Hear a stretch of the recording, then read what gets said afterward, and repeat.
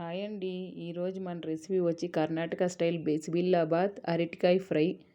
బిసిబిల్లాబాత్కి ఇంట్లో ఏం వెజిటేబుల్ ఉంటే అది తీసుకోవచ్చు. నేను క్యారెట్, ముల్లంగి, నూకలు, పొటాటో, బీన్స్, వంకాయ తీసుకున్నాను. అన్నీ సన్నగా కట్ చేసి పెట్టుకున్నాను. ఒక గ్లాస్ రైస్ తీసుకున్నాను. దాంట్లో హాఫ్ గ్లాస్ కందిపప్పు, 1/4 గ్లాస్ పెసరపప్పు వేసాను.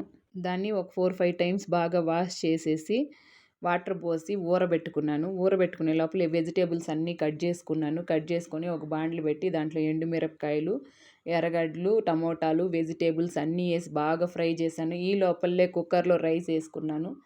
దాంట్లో బిసిబిల్లాబాత్ పౌడరు, ఉప్పు, పసుపు అన్నీ వేసాను. ఇదంతా వెజిటేబుల్స్ అన్నీ ఫ్రై చేసింది కుక్కర్లో వేసాను. ఆ తర్వాత అరటికాయ ఫ్రైకి అరటికాయలన్నీ కట్ చేసుకున్నాను. దాంట్లో కొంచెం పసుపు, ఉప్పు వేసి దాన్ని స్టవ్ మీద పెట్టాను.